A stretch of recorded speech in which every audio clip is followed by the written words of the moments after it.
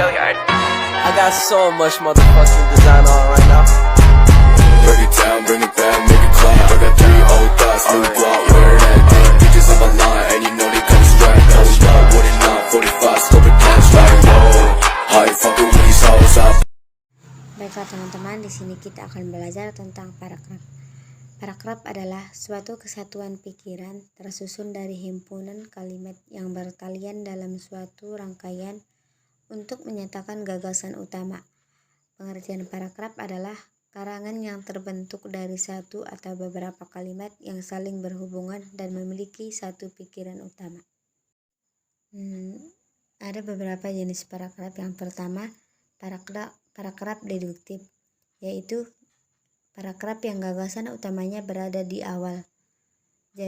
Jenis paragraf ini bersifat deduksi yang gagasannya berkembang dari umum ke khusus. Kalimat utama paragraf deduktif berada di awal paragraf, sedangkan kalimat penjelas berada tetap setelah kalimat utamanya. Yang kedua, paragraf induktif merupakan jenis paragraf yang berkebalikan dari paragraf deduktif. Gagasan utama paragraf induktif berada di akhir kalimat. Jenis paragraf induktif selalu akan diawali dengan penyebutan peristiwa khusus atau penjelasan yang berfungsi untuk mendukung gagasan utama.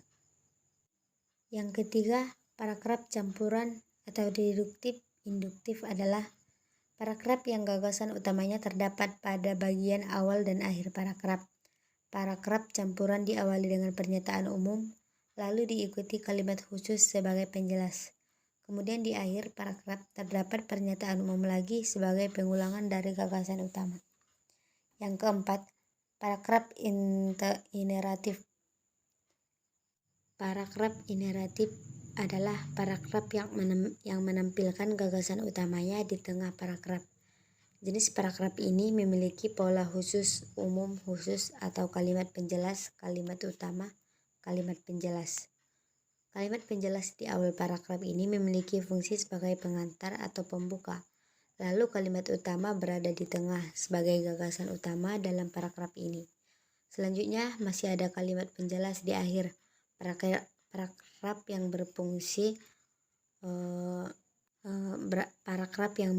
sebagai penegasan atau kesimpulan.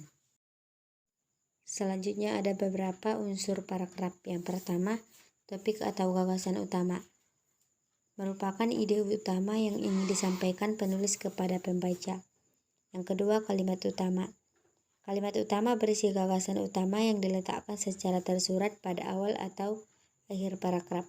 Namun, kalimat utama dapat juga ditemukan pada awal dan akhir paragraf.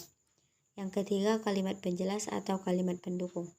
Kalimat pendukung berfungsi untuk mengembangkan dan memperkuat gagasan yang disampaikan pada kalimat utama.